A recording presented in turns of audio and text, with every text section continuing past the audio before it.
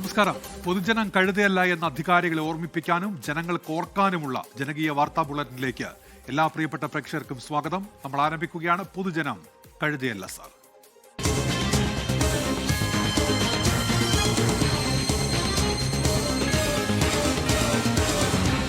പൊതുജനം കഴുതയല്ല സാർ. ആയിരക്കണക്കിന് വിദ്യാർത്ഥികളെ ആശങ്കയിലാക്കുന്ന ഒരു വാർത്തയിലേക്കാണ് ആദ്യം. CBSE മൂല്യനിർണ്ണയ വിവാദത്തിൽ രാജ്യമെമ്പാടും ഇപ്പോഴും പ്രതിഷേധം തുടരുകയാണ്. വിദ്യാഭ്യാസ മന്ത്രി ധർമ്മേന്ദ്ര പ്രധാന്റെ രാജി ആവശ്യപ്പെട്ട് NSUI CBSE ആസ്ഥാനത്തേക്ക് ഇന്ന് മാർച്ച് നടത്തി. വിദ്യാഭ്യാസ മന്ത്രി രാജിവെക്കും വരെ പോരാട്ടം തുടരും എന്നാണ് NSU ദേശീയ അധ്യക്ഷൻ വിനോദ് ജാക്കർ 24നോട് വ്യക്തമാക്കിയത്. CBSE വെബ്സൈറ്റ് തകരാറിൽ IIT വിദഗ്ധ സംഘത്തിന്റെ നേതൃത്വത്തിൽ പരിശോധന ആരംഭിച്ചു കഴിഞ്ഞു. ഡൽഹിയിൽ നിന്ന് വിനീത വിജി തയ്യാറാക്കിയൊരു റിപ്പോർട്ടിലേക്കാണ് ആദ്യം നോക്കാം. മൂല്യനിർണ്ണയത്തിൽ ഗുരുതര വീഴ്ചയോ? വിജയശതമാനത്തിലുണ്ടായ കുറവ്, മാർക്കിംഗ് സംവിധാനത്തിലെ പിഴവുകൾ, ഉത്തരക്കടലാസുകൾ മാറിപ്പോയി എന്നതടക്കമുള്ള പരാതികൾ CBSEയുടെ വിശ്വാസ്യതയെ തന്നെ ചോദ്യം ചെയ്യുന്നതാണ്. പ്രശ്നങ്ങൾ പരിഹരിക്കാൻ തീവ്ര ശ്രമം നടക്കുന്നുവെന്നാണ് വിശദീകരണം. CBSE വെബ്സൈറ്റ് തകരാർ സംബന്ധിച്ച് ഡിജിറ്റൽ ഇൻഫ്രാസ്ട്രക്ചറിന്റെ സാങ്കേതിക അവലോകനം ആരംഭിച്ചു. IIT മദ്രാസിലെയും IIT കാൺപൂരിലെയും വിദഗ്ധ സംഘമാണ് പരിശോധന നടത്തുന്നത്.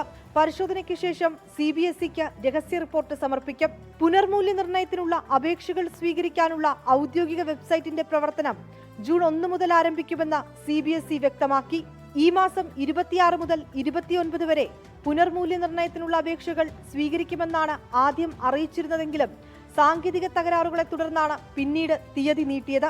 ബോർഡിന്റെ പിഴവ് കൊണ്ടാണ് മാർക്ക് നഷ്ടമായതെന്നും അതിനാൽ ഗ്രേസ് മാർക്ക് നൽകണമെന്നുമാണ് വിദ്യാർത്ഥികളുടെ ആവശ്യം. വിദ്യാർത്ഥികൾക്ക് നീതി ലഭിക്കും വരെ പോരാട്ടം തുടരുമെന്ന് NSUI ദേശീയ അധ്യക്ഷൻ വിനോദ് ജാക്കർ 24നോട് പറഞ്ഞു. NSUI पूरे देश में आंदोलन करेगी. आज ये CBSE का रीजनल ऑफिस है, इसके बाहर NSUI कार्यकर्ताओं ने एक सांकेतिक आंदोलन किया है. अब हमारा लगातार आंदोलन जारी रहेगा. വീഴ്ച വരുത്തിയ ഉദ്യോഗസ്ഥർക്കെതിരെ നടപടിയെടുക്കുമെന്നാണ് കേന്ദ്രത്തിന്റെ വിശദീകരണം. OSM മൂല്യനിർണ്ണയ രീതി കരാർ നൽകിയ കൊയംറ്റ് സ്ഥാപനത്തിനെതിരെ ലോക്സഭാ പ്രതിപക്ഷ നേതാവ് ഉന്നയിച്ച ആരോപണങ്ങൾ കേന്ദ്രമന്ത്രി ധർമ്മേന്ദ്ര പ്രധാൻ തള്ളിയിരുന്നു. പിന്നാലെ പ്രധാനമന്ത്രിക്കെതിരെ വിമർശനവുമായി കോൺഗ്രസ് രംഗത്തെത്തി.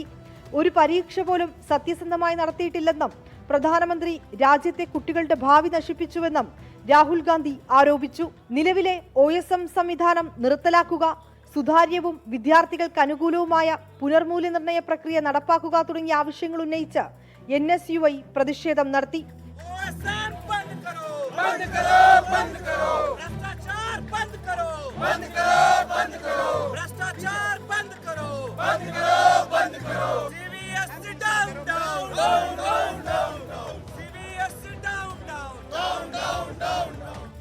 മൂല്യനിർണ്ണയത്തിലെ പിഴവുകൾ ചൂണ്ടിക്കാണിച്ച് സമൂഹ മാധ്യമങ്ങളിൽ നിറഞ്ഞ പ്രതിഷേധം തെരുവുകളിലേക്ക് കൂടി വ്യാപിക്കുകയാണ്.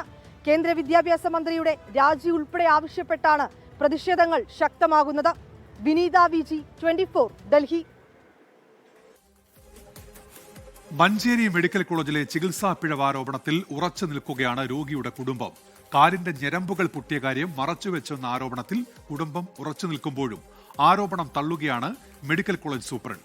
ശസ്ത്രക്രിയ നടത്തേണ്ട ആവശ്യകതയും ഭവിഷ്യത്തും ബന്ധുക്കളോട് പറഞ്ഞിരുന്നുവെന്നും മനഃപൂർവ്വം പിഴവ് വരുത്തിയിട്ടില്ല എന്നുമാണ് സൂപ്രണ്ട് ജില്ലാ മെഡിക്കൽ ഓഫീസർക്ക് നൽകിയ റിപ്പോർട്ടിൽ വ്യക്തമാക്കുന്നത്. രോഗിക്ക് കാല് മുറിച്ചു മാറ്റേണ്ടി വരില്ലെന്ന് DMO വ്യക്തമാക്കിയിട്ടുണ്ട്. മലപ്പുറത്ത് നിന്ന് നിഖിൽ പ്രമേഷിന്റെ റിപ്പോർട്ടാണ്. ഇതുവരെ ശരിയായില്ലേ സിസ്റ്റം?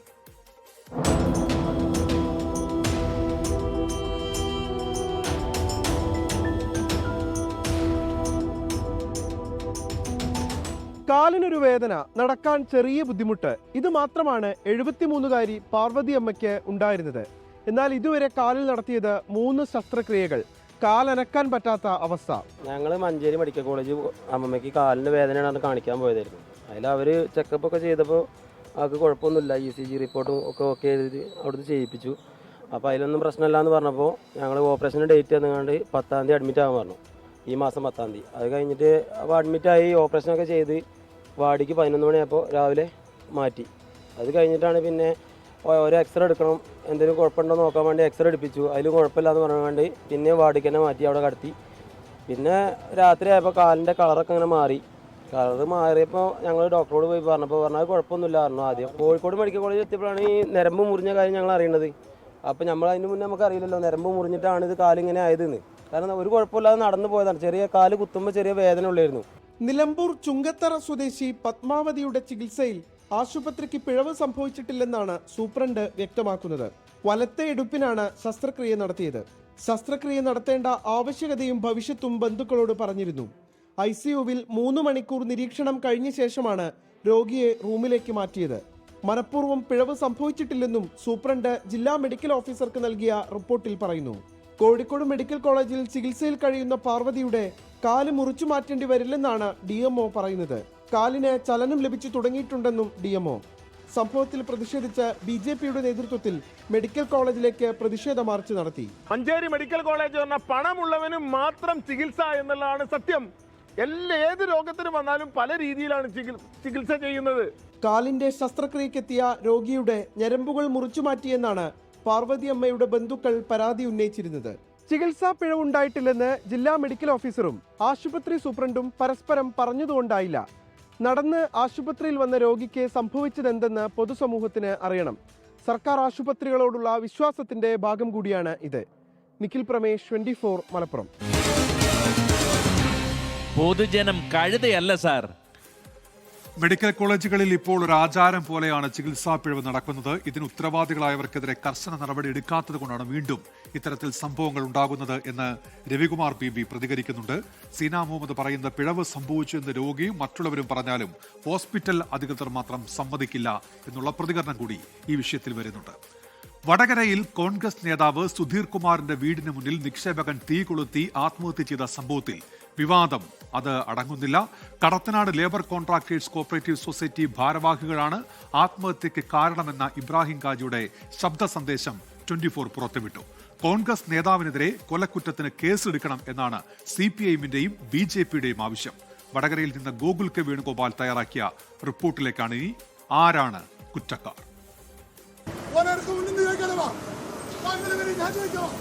കാലം വരെ ഓനായിട്ട് രോഗിയില്ല. ഓനായിട്ട് 500 അടി കഴിഞ്ഞതാവേ. ഓൻ ഇപ്പൊ ആളായി വന്നെന്തിനാണെന്നറിയോ?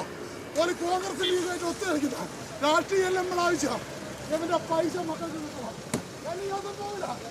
എന്നെ പോലീസ് വടകരയിലെ കടത്തനാട് ലേബർ കോൺട്രാക്ടേഴ്സ് കോഓപ്പറേറ്റീവ് സൊസൈറ്റിയിൽ പണം നിക്ഷേപിച്ച തിരുവള്ളൂർ സ്വദേശി ഇബ്രാഹിം ഹാജി ഇന്നലെയാണ് ആത്മഹത്യ ചെയ്തത്. കോഴിക്കോട് DCC സെക്രട്ടറി സുധീർ കുമാറിന്റെ വീടിന് മുന്നിൽ പെട്രോൾ ഒഴിച്ച് തീ കൊളുത്തുകയായിരുന്നു. 75 ലക്ഷം രൂപ കിട്ടാനുണ്ടെന്ന് ഇബ്രാഹിം ഹാജിയുടെ മൊഴിയുണ്ട്. സൊസൈറ്റിയിൽ നിക്ഷേപിച്ച 22 ലക്ഷം രൂപ വീട് വെച്ച് തരാമെന്ന് പറഞ്ഞ് സൊസൈറ്റി വാങ്ങിയ 22 ലക്ഷം, ഡയറക്ടർ വ്യക്തിപരമായ ആവശ്യത്തിനു വാങ്ങിയ 15 ലക്ഷം, അതിന്റെ പലിശ എന്നിങ്ങനെയാണ് ലഭിക്കാനുള്ളതിന്റെ കണക്ക്. സൊസൈറ്റിയിൽ നിക്ഷേപിച്ച 22 ലക്ഷം രൂപയോ പലിശയോ ലഭിച്ചില്ലെന്ന് കാട്ടി ജനുവരി 28-നാണ് ഇബ്രാഹിം ഹാജി വടകര പോലീസിൽ പരാതി നൽകിയത്. ഒരായുഷ്കാലം കൊണ്ട് സ്വദേശത്തും വിദേശത്തും ബിസിനസ് നടത്തി അദ്ദേഹം ഉണ്ടാക്കിയെടുത്ത പണമാണ് നാട്ടുകാരെയും കടത്തനാട് ലേബർ കോൺട്രാക്ടേഴ്സ് സൊസൈറ്റിയും വിശ്വസിച്ച് അദ്ദേഹം നിക്ഷേപിച്ചത്. ഇബ്രാഹിം ഹാജിയുടെ സാമ്പത്തിക സ്ഥിതിയും ജീവിത സാഹചര്യവും മനസ്സിലാക്കിയ സൊസൈറ്റി ഭാരവാഹികൾ അദ്ദേഹത്തെ പിന്നെയും ചൂഷണം ചെയ്തു. ഒടുവിൽ രോഗാതുരനായി പണവും പലിശയും തേടിയപ്പോൾ കൈമലർത്തുകയായിരുന്നു സൊസൈറ്റി ഭാരവാഹികൾ. തന്റെ മരണത്തിന് ഉത്തരവാദി ആരെന്ന് പേരെടുത്തു പറയുന്നുണ്ട് ഇബ്രാഹിം ഹാജി. ആത്മഹത്യയ്ക്ക് തൊട്ടുമുൻപ് ഇബ്രാഹിം ഹാജി BJP നേതാവ് പ്രഫുൽ കൃഷ്ണൻ അയച്ച ശബ്ദ സന്ദേശത്തിൽ പേരുകൾ പരാമർശിക്കുന്നുണ്ട്. കുറ്റക്കാരെ ജീവിതകാലം മുഴുവൻ ജയിലിലടയ്ക്കണം, ലഭിക്കാനുള്ള പണം തന്റെ മക്കൾക്ക് നൽകണമെന്നുമുള്ള ആവശ്യങ്ങൾ അടങ്ങുന്നതാണ് ശബ്ദ സന്ദേശം. 75 ലക്ഷം ഉറുപ്പ്യ എൻ്റെ അടുക്ക് എനിക്ക് ഈ സ്ഥാപനം ഇന്നത്തെ കണക്കിന് തരേണ്ടി വരും. ഇനിയിപ്പോൾ എനിക്കെന്ത് മരണോ കാര്യമോ സംഭവിച്ചു കഴിഞ്ഞാൽ പൂർണ്ണ ഉത്തരവാദി പ്രസിഡന്റ്, സെക്രട്ടറി, ഡയറക്ടർ ബിനീഷ് എന്ന് പറയുന്ന ഈ ബിനീഷിൽ നിന്ന് പിരിഞ്ഞിക്കെന്ന് പറയുന്നത് ബിനീഷ്, പിന്നെ മജീദ്, ഇവരെല്ലാം പൂർണ്ണ ഉത്തരവാദിയായിരിക്കും. പിന്നെ കമ്പനി 97,000 റുപ്യ എനിക്ക് തരാമെന്ന് പറഞ്ഞ് ഈ സൊസൈറ്റിന്റെ പൈസ കണക്കൂട്ടി കമ്പനി ഉത്തരവാദിയാണ് ഈ മരണോ കാര്യമോ സംഭവിച്ചു കഴിഞ്ഞാൽ. ഇബ്രാഹിം ഹാജിയുടെ ആത്മഹത്യയിൽ രാഷ്ട്രീയ വിവാദവും ശക്തമാണ്. സൊസൈറ്റിയിലേക്ക് നിക്ഷേപം സമാഹരിച്ചത് ലീഗ് നേതാക്കളെന്നും ഇബ്രാഹിം ഹാജിയുടേത് കൊലപാതകമെന്നും CPM സംസ്ഥാന സെക്രട്ടറി MV ഗോവിന്ദൻ. ശരിയായ രീതിയിൽ പറഞ്ഞാൽ, ഫലപ്രദമായിട്ട് പരിശോധിക്കുകയാണെങ്കിൽ അതൊരു കൊലപാതകം തന്നെയാണ്. പറഞ്ഞിട്ടാണ് ഞാൻ മരിക്കും, എനിക്ക് ആത്മഹത്യ ചെയ്യേണ്ടി വരും എന്ന് പറഞ്ഞിട്ടും ഈ 75 ലക്ഷം ഉറുപ്പികയുടെ ഒരു ഭാഗം പോലും തിരിച്ചു കൊടുക്കാൻ തയ്യാറായില്ല എന്നുള്ളതാണ് അതിലേറ്റവും ഗൗരവമുള്ള പ്രശ്നം. സുധീർ കുമാറിനെതിരെ കൊലപാതക കുറ്റം ചുമത്തണമെന്ന് BJP. ഇദ്ദേഹത്തെ കൊല ചെയ്യാൻ പോലും UDFന്റെ നേതാക്കന്മാർ മടിച്ചില്ല എന്നുള്ളതാണ് ഏറ്റവും ഗൗരവകരമായിട്ടുള്ള കാര്യം. VD സതീശന്റെ പാർട്ടിയുടെ നേതാക്കന്മാരുടെ നേതൃത്വത്തിലാണ് ഈ തട്ടിപ്പ് നടന്നിരിക്കുന്നത്. മുഖ്യമന്ത്രി ഉത്തരം പറയണം. കോൺഗ്രസ് നേതൃത്വം ഈ ആരോപണങ്ങൾ നിഷേധിച്ചു. ജില്ലാ കോൺഗ്രസ് കമ്മിറ്റിക്ക് ഇത് ഒരു നിക്ഷേപകന്റെയും പരാതി ലഭിച്ചിട്ടില്ല. ഒരാളുടെ പരാതി ലഭിച്ചതിന് തന്നെ, അതായത് തെരഞ്ഞെടുപ്പ് കാലത്ത് ഇദ്ദേഹം മാറി നിൽക്കുന്നതിന്റെ കാരണം അന്വേഷിച്ചപ്പോൾ സൊസൈറ്റിയുമായി ബന്ധപ്പെട്ട വിഷയത്തിന് അദ്ദേഹത്തിന് ജനങ്ങൾ അഭിമുഖീകരിക്കുന്ന പ്രശ്നമെന്ന് മനസ്സിലായിട്ടുണ്ട്. ആ നിഗമനത്തിന്റെ അടിസ്ഥാനത്തിലാണ് ഇദ്ദേഹത്തിന് സെക്രട്ടറി സ്ഥാനത്ത് മാറി നിൽക്കാൻ ആവശ്യപ്പെട്ടത്. പക്ഷെ ഇത് സംബന്ധിച്ച് ഒരു പരാതിയും ഒരു നിക്ഷേപകനും ഇന്ന് വരെ പാർട്ടിക്ക് നൽകിയിട്ടില്ല. സഹകരണ സ്ഥാപനങ്ങൾ ഒരു നാടിന്റെ നട്ടെല്ലാണ്. ഒരു സമൂഹത്തെ പുരോഗതിയിലേക്കും വികസനത്തിലേക്കും നയിക്കേണ്ടവ. അതൊരു മനുഷ്യന്റെ ജീവനെടുക്കുന്നതാവരുതൊരിക്കലും. ഇതിനു മുമ്പും അനുഭവങ്ങളുണ്ട്. ഇബ്രാഹിം ഹാജിമാർ ആവർത്തിക്കാതിരിക്കേണ്ടത് ഈ നാടിന്റെ കടമയാണ്. അദ്ദേഹം ആഗ്രഹിച്ചതുപോലെ കടത്തനാട് ലേബർ കോൺട്രാക്ടേഴ്സ് സൊസൈറ്റിയിൽ നിന്ന് അദ്ദേഹത്തിന് നഷ്ടപ്പെട്ട തുക വീണ്ടെടുത്ത് അദ്ദേഹത്തിന്റെ മക്കൾക്ക് നൽകണം. അത് ഈ നാട് ഏറ്റെടുക്കണം. പൊതുജനം കഴുതയല്ല സാർ. മഴക്കാലം ഇങ്ങ് എത്തിക്കഴിഞ്ഞിരിക്കുന്നു. കാലവർഷം മഴക്കാലപൂർവ്വ ശുചീകരണം പാളിയോ എന്നുള്ള തരത്തിൽ സംശയമുയർന്ന ഒരു ദിവസം കൂടിയാണ്. അരമണിക്കൂർ പെയ്ത മഴയിൽ തിരുവനന്തപുരം നഗരത്തിൽ ഇന്ന് വലിയ വെള്ളക്കെട്ടാണ് ഉണ്ടായത്. ആമയിഴഞ്ചാൻ തോട് കരകവിഞ്ഞ് മലിനജലം റോഡിലേക്ക് ഒഴുകി. വെള്ളക്കെട്ടിനെ തുടർന്ന് കിഴക്കേക്കോട്ടയിലെ ബസ് സ്റ്റോപ്പിലെത്താൻ ജനങ്ങൾ ഏറെ വലഞ്ഞു. തിരുവനന്തപുരത്ത് നിന്ന് ജിബിൻ JB തയ്യാറാക്കിയ റിപ്പോർട്ടിലേക്കാണ് പാളിയ പ്ലാനി. അരമണിക്കൂർ നിർത്താതെ പെയ്ത മഴയിൽ തിരുവനന്തപുരം നഗരത്തിലെ പല പ്രധാന മേഖലകളിലും റോഡിലേക്ക് വെള്ളം കയറി. ആമയിഴഞ്ചാൻ തോട് കരകവിഞ്ഞ് മലിനജലം റോഡിലേക്കൊഴുകി. ദുർഗന്ധം മൂലം നിൽക്കാൻ പറ്റാത്ത അവസ്ഥയാണ് പ്രദേശത്തുള്ളത്. മുട്ടറ്റം വരെയുള്ള മലിനജലത്തിലൂടെയാണ് ജനങ്ങൾ നടന്നു നീങ്ങുന്നത്. നിൽക്കാൻ പോലും പറ്റുന്നില്ല. ഈ സർക്കാർ ഇതിനൊരു സംവിധാനം കാണാം. റോഡ് ചെയ്യുമ്പോൾ ഈ വെള്ളം പോകാനൊരു സംവിധാനം ഉണ്ടാണ്. എത്രയോ പാവങ്ങൾ ജീവിക്കാതിരിക്കണം, അവർക്ക് പോലും ജീവിക്കാൻ നിവൃത്തിയില്ലാത്തതാണ്. കാലൊക്കെ ചൊറിച്ചില്, മാലിന്യ വെള്ളമാണ്. ഇതിന് എത്രയും പെട്ടെന്നൊരു സംവിധാനം വേണം. കൊച്ചു കുട്ടികളെയൊക്കെ കൊണ്ടുവന്ന് യാത്രക്കാർ നിൽക്കാനുള്ളതാണ്. മാലിന്യമാണ് ഇവിടെ മൊത്തം. അവിടെ കച്ചവടം ചെയ്യുന്നതാണ്. അപ്പോൾ നമ്മളെ കടയിലെ സൈഡിലെല്ലാം വെള്ളം അവിടെ മാലിന്യ വെള്ളം, ഇത് കാലിനൊക്കെ വീണ അല്ലാത്ത അസുഖങ്ങൾ ആൾക്കാർക്കുണ്ടാവും. അത് ഗവൺമെൻറ് അതിനുള്ള തക്കതായ നടപടി ഇത്രയും ആരും തിരിഞ്ഞു പോലും നോക്കില്ല. പുലർച്ചെ മുതൽ തലസ്ഥാനത്ത് മഴ ലഭിക്കുന്നുണ്ടെങ്കിലും ഉച്ചയ്ക്ക് ശേഷം പെയ്ത അരമണിക്കൂർ ദൈർഘ്യമുള്ള മഴയാണ് ജില്ലയിലെ പല ഭാഗങ്ങളിലും വെള്ളക്കെട്ട് രൂപപ്പെടാൻ ഇടയാക്കിയത്. അവൻ പറഞ്ഞ ചാച്ചി അങ്ങോട്ട് പോകേണ്ട, അവിടെ ഭയങ്കര വെള്ളമാണ്. അവിടെ കുറേ നേരം നിന്ന് പിന്നെ പോകാതിരിക്കാൻ നിവർത്തിയില്ലല്ലോ. ഇവിടെ നിന്ന് ഇറങ്ങിയപ്പോൾ ഒരു പയ്യ യാതമ്മ പറ്റതായാലും നല്ലൊരു പിടിച്ച് ഞങ്ങളെങ്ങനെ ആക്കി. അതുകൊണ്ട് ഇത് വല്ലാത്തവർ, എനിക്ക് എൻ്റെ ഇത്രയും പ്രായം നടക്കും ഞാൻ ആദ്യമായിട്ട് കാണണം ഈ വെള്ളം. പക്ഷേ ഇത്രയും ഗതികെട്ട അവസ്ഥ വന്നത് തമ്പാനൂർ ഭാഗത്ത് വെള്ളക്കെട്ട് രൂപപ്പെട്ടതിനെ തുടർന്ന് ഏറെ നേരം ഗതാഗതം തടസ്സപ്പെട്ടു. ഈ മാലിന്യം നീക്കിക്കൊണ്ട് ഓടകളിലേക്ക് വീണ്ടും വെള്ളം ഇറങ്ങി പോകുന്നതിന് വേണ്ടിയിട്ടുള്ള കാര്യങ്ങൾ ചെയ്യുന്നതിന് പോലും ഇതുവരെയും ജീവനക്കാർ എത്തിയിട്ടില്ല എന്നുള്ളതാണ് എടുത്തു പറയേണ്ടത്. മഴ മാറി നിന്നിട്ട് തന്നെ ഇപ്പോൾ ഏകദേശം 1 മണിക്കൂറൊക്കെ പിന്നിട്ടിരിക്കും. പൊതുജനം കഴുതയല്ല സാർ. മഴക്കാലം ഇങ്ങെത്തി. സ്കൂൾ തുറക്കാൻ 2 ദിവസം മാത്രം ബാക്കി നിൽക്കെ കോഴിക്കോട് കടലുണ്ടിയിൽ വിദ്യാർത്ഥികളുടെ ജീവന് ഭീഷണിയായി ഒരു തണൽമരം. കടലുണ്ടി വട്ടപ്പറമ്പ് GLP സ്കൂളിനും സമീപത്തെ അങ്കണവാടിക്കും മുകളിലേക്ക് ചാഞ്ഞു നിൽക്കുന്ന മരം മുറിച്ചു മാറ്റാൻ അധികൃതർ തയ്യാറാകുന്നില്ല എന്നാണ് നാട്ടുകാരുടെ പരാതി. കഴിഞ്ഞ 5 വർഷമായി മരമുയർത്തുന്ന അപകടാവസ്ഥയെക്കുറിച്ച് അധികൃതരെ അറിയിച്ചിട്ടും അവഗണന തുടരുകയാണ്. നോക്കാം, ഭീഷണിയായി തണൽമരം. ജൂൺ 1 വിദ്യാലയങ്ങൾ തുറക്കുകയാണ്. കുട്ടികളെ വരവേൽക്കാൻ നാടും നഗരവും ഒരുങ്ങിക്കഴിഞ്ഞു. എന്നാൽ കടലുണ്ടി വട്ടപ്പറമ്പിലെ സ്കൂളിലേക്ക് വിദ്യാർത്ഥികളെ അയക്കാൻ രക്ഷിതാക്കൾക്ക് ഭയമാണ്. അതിന് കാരണം ഈ സ്കൂളിന് അപകട ഭീഷണിയായി ഉയർന്നു നിൽക്കുന്ന ഒരു തണൽ മരമാണ്.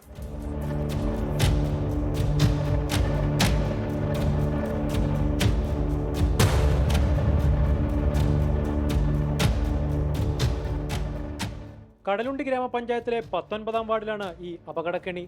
വട്ടപ്പറമ്പ് GLP സ്കൂളിലെയും അംഗൻവാടിയിലെ 100-ലധികം വരുന്ന കുരുന്നുകളുടെ ജീവനാണ് ഈ മരം ഭീഷണിയാകുന്നത്. മരത്തിന്റെ വേരുകൾ പടർന്ന് അംഗനവാടിയുടെ ചുറ്റുമതിൽ പൂർണ്ണമായും തകർച്ചയുടെ വക്കിലാണ്. മഴ പെയ്യുമ്പോൾ ഈ വെള്ളലിലൂടെ വെള്ളം ഒലിച്ചിറങ്ങുന്നത് അപകട സാധ്യത ഇരട്ടിയാക്കുന്നു. നിരവധി വിദ്യാർത്ഥികൾ യാത്ര ചെയ്യുന്ന GLP സ്കൂൾ കീഴിലത്തെ റോഡിന്റെ അരികിലാണ് ഈ മരണക്കെണി. മതിൽ ഫുള്ള് വിണ്ട് ആകെ നാശായിക്കണു. വേര് അംഗനവാടിൻ്റെ ഉള്ളിൽ വരെ എത്തിയിട്ടുണ്ട്. അതിൻ്റെ വേര് അത് തൊട്ടടുത്ത് 3 ഫേസ് ലൈന് പോകുന്നുണ്ട്. വലിയൊരു ജനത്തിരക്കുള്ള റോഡുണ്ട് തൊട്ടടുത്ത്. ഇത് തൊട്ടടുത്ത് വീടുകളുണ്ട്. ഇതിനൊക്കെ ഭീഷണിയായിട്ട് നിൽക്കുന്ന ഒരു മരം തന്നെയാണ്. നമ്മൾ പഞ്ചായത്തിന് നിരന്തരം പരാതി കൊടുത്തിട്ടുണ്ട്. പക്ഷേ അതൊരു ആക്ഷനും ഉണ്ടായിട്ടില്ല. എത്രയും പെട്ടെന്ന് തന്നെ അത് മുറിച്ച് അതിൻ്റെ ഒന്നില്ലെങ്കിൽ ശിഖരങ്ങളെങ്കിലും ഒഴിവാക്കി അതിൻ്റെ കനം കുറഞ്ഞു കിട്ടും. അതെങ്കിലും ഒന്ന് പെട്ടെന്ന് ആക്ഷൻ വേണ്ട ഒരു സംഗതിയാണ്. ഈ ചെറിയ കുട്ടികളുള്ള സ്ഥലമല്ലേ, വളരെ ശ്രദ്ധിക്കണമല്ലോ നമ്മൾ. വല്ലതും സംഭവിച്ചിട്ട് പിന്നെ പറഞ്ഞിട്ട് കാര്യമില്ല. ഈ അത്തരം സ്ഥലത്തുള്ള കൊടുത്തുള്ളൂ ഇതിന്. ഈ മരം നിൽക്കുന്നത് ഈ ഭാഗം, ബാക്കി താന്ന ഭാഗമാണ്. ഈ മണ്ണിനിളക്കം കൂടി അങ്ങോട്ട് മാറി സ്കൂളിനെ കൊണ്ടങ്ങോട്ട് പോകുന്നത്. കാറ്റും മഴയാകുമ്പോൾ കുട്ടികളെ പറഞ്ഞയക്കാതിരിക്കാൻ മാത്രമേ ഞങ്ങൾക്ക് പറ്റുള്ളൂ. കാരണം ഇത് മുറിച്ച് മാറ്റാതെ എന്ത് ധൈര്യത്തിൽ അപ്പം ഞങ്ങൾ കുട്ടീനെ പറഞ്ഞയക്കുക. അപ്പോൾ കഴിയുന്നതും പെട്ടെന്ന് നാളെങ്കിൽ നാളെ തന്നെ ഒരു ആക്ഷൻ നിങ്ങൾ ഇതിന് എടുക്കണം. മരം നമ്മുടെ ആവാസ വ്യവസ്ഥയിൽ നമുക്ക് ഒരു അവിഭാജ്യ ഘടകമാണ്. പക്ഷേ നമുക്ക് അപകടകരമായ അവസ്ഥയിൽ മരം വന്നാൽ മുറിച്ചു മാറ്റണമെന്നാണല്ലോ.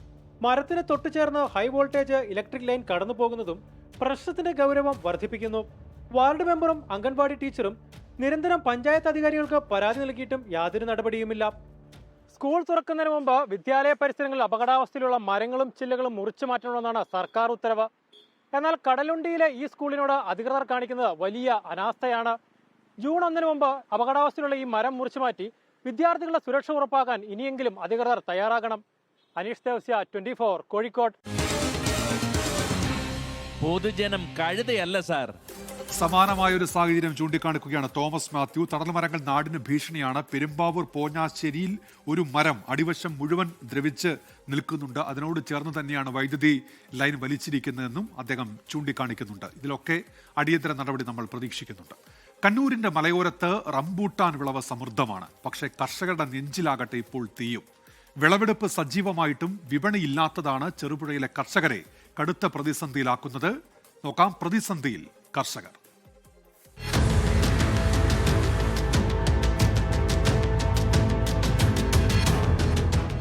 ചെറുപുഴയിലെ മലയോര മേഖലകളിൽ റംബൂട്ടാൻ വിളവെടുപ്പ് കാലമാണ് ഇത്. മരങ്ങളിൽ ചുവന്നു തുടുത്തു നിൽക്കുന്ന പഴങ്ങൾ കണ്ണിന് കുളിർമയാണെങ്കിലും കർഷകരുടെ മനസ്സ് നിറയെ ആധിയാണ്.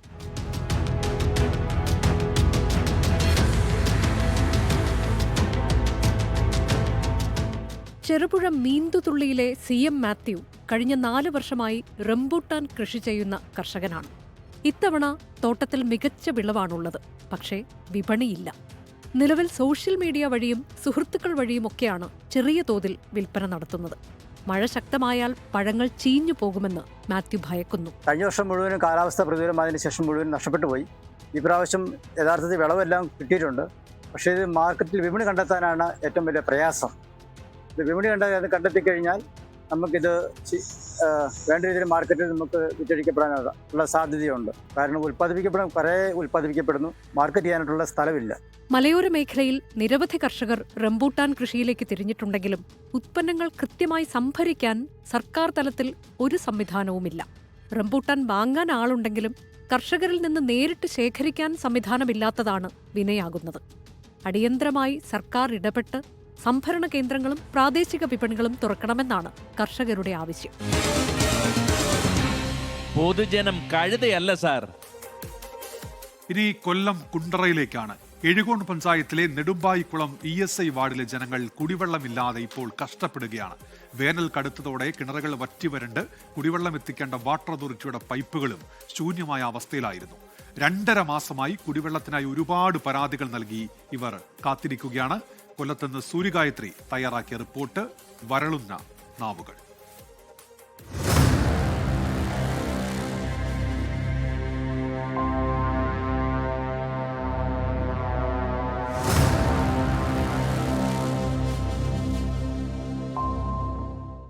വേനലിന്റെ കാഠിന്യം കിണറുകൾ വറ്റിച്ചു. പിന്നെ ആശ്രയം പഞ്ചായത്ത് പൈപ്പുകളോ വാട്ടർ അതോറിറ്റിയോ ആണ്. അവരിൽ നിന്നും അവഗണന തുടർന്നതോടെയാണ് കുണ്ടറ എഴുകോൺ പഞ്ചായത്ത് നെടുമ്പായിക്കുളം ESI വാർഡിലെ ജനങ്ങൾ പരാതി പറഞ്ഞു തുടങ്ങിയത്. കുടിവെള്ളത്തിനായി ഇവർ കാത്തിരിപ്പ് തുടങ്ങിയിട്ട് മാസം 2 പിന്നിടുന്നു. ഞങ്ങൾക്ക് ഇവിടെ 2 മാസമായിട്ട് വെള്ളം കിട്ടുന്നില്ല. വാട്ടർ അതോറിറ്റിയുടെ ബില്ല് കൃത്യമായി തന്നെ ഇവിടെ വരുന്നുണ്ട്. AA വിളിച്ചാലും എക്സിക്യൂട്ടീവ് എഞ്ചിനീയർ വിളിച്ചാലും അവരാരും ഫോൺ എടുക്കാറുമില്ല. ഞങ്ങൾ നേരിട്ട് അവരെ ഓഫീസിൽ കാണാൻ ചെന്നാൽ അവരാരും ഓഫീസിലും ഇല്ല. എന്താണെന്ന് ഞങ്ങൾക്ക് അറിയത്തില്ല. കഴിഞ്ഞ ദിവസവും ഞാൻ ഓഫീസിൽ പോയി, അവരാരുമില്ല.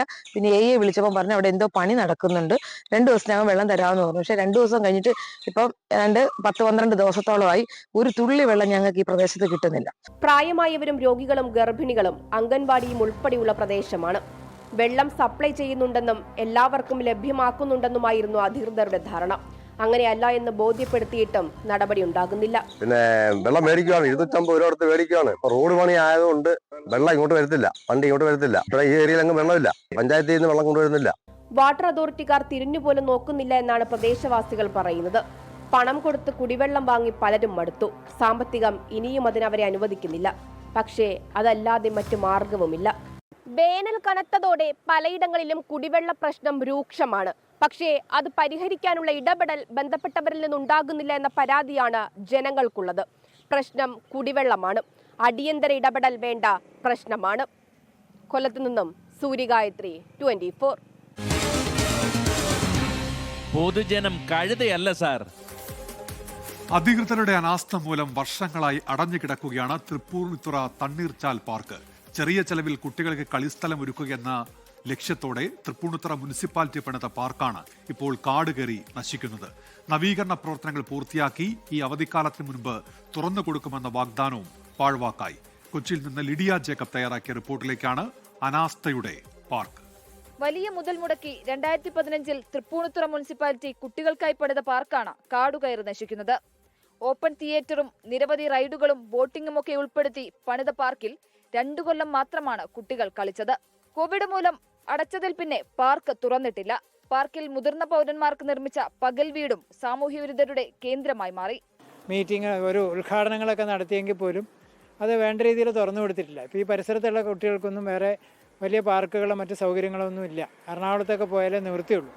നാട്ടുകാരുടെ നിരന്തര പ്രതിഷേധങ്ങളെ തുടർന്ന് പലതവണയായി പേരിന് ചില അറ്റകുറ്റപ്പണികൾ നടത്തി. അമൃത സ്കീമിൽ ഉൾപ്പെടുത്തി 75 ലക്ഷം രൂപയും GCDA 1 കോടി രൂപയും അനുവദിച്ചിട്ടുണ്ടെന്നും ടെൻഡർ നൽകിയെന്നും മുനിസിപ്പാലിറ്റി പറയുന്നുണ്ടെങ്കിലും നവീകരണ പ്രവർത്തനങ്ങൾ ഇഴഞ്ഞു നീങ്ങുകയാണ് എന്നാണ് പരാതി. ഇത് ആദ്യമേ 2 ലക്ഷം രൂപ ഒരു മാസം കിട്ടിക്കൊണ്ടിരുന്ന പാർക്കാണ്. അത് ഓരോ മാസം കഴിയുന്നതോറും ഓരോ വർഷം കഴിയുന്നതോറും വരുമാനം കൂടിക്കൂടി വരിക അല്ലാണ്ട് കുറയത്തില്ല. പക്ഷേ ഇവിടെ വരുമാനം തീരെ ഇല്ലാതെ പോയി ഈ പാർക്കിനെ നശിപ്പിച്ച് കളയുക എന്നുള്ളതായിരുന്നു ലക്ഷ്യം. അങ്ങനെ ഈ പാർക്ക് ഇവിടെ കൊണ്ടുവന്ന് MCF നടത്താൻ വേണ്ടിയിട്ട് ശ്രമിച്ചിട്ടുണ്ടായിരുന്നു. അതിന് ഞങ്ങൾ എതിർത്ത് ഇവിടുന്ന് മാറ്റി കൊണ്ടുപോയി. പക്ഷേ അതിന് ശേഷം ഈ പാർക്ക് നശിപ്പിക്കുക എന്നുള്ളതായിരുന്നു ഈ നഗരസഭയുടെ ലക്ഷ്യം. അതായിരുന്നു ഞങ്ങൾക്ക് തോന്നുന്നത്. മാസം 2.5 ലക്ഷം രൂപയിലധികം വരുമാനമുണ്ടായിരുന്ന പാർക്കിന് പുതുജീവൻ നൽകണമെന്നാണ് നാട്ടുകാരുടെ ആവശ്യം. പ്രദേശത്തുള്ള കുട്ടികൾക്ക് മറ്റു കളിസ്ഥലങ്ങളില്ലാത്തതും വലിയ പ്രതിസന്ധിയാണ്. മറ്റൊരു അവധിക്കാലം കൂടി കഴിയുകയാണ്. തണ്ണീർച്ചാൽ പാർക്ക് വീണ്ടും അടഞ്ഞു തന്നെ. ഇനിയും എത്ര നാൾ കൂടി കാത്തിരിക്കണമെന്നാണ് ഇവിടുത്തെ ആളുകൾ ചോദിക്കുന്നത്. ഷിജു ചവറയ്ക്കൊപ്പം ലിഡിയ ജേക്കബ്, 24 കൊച്ചി. പൊതുജനം കഴുതയല്ല സാർ.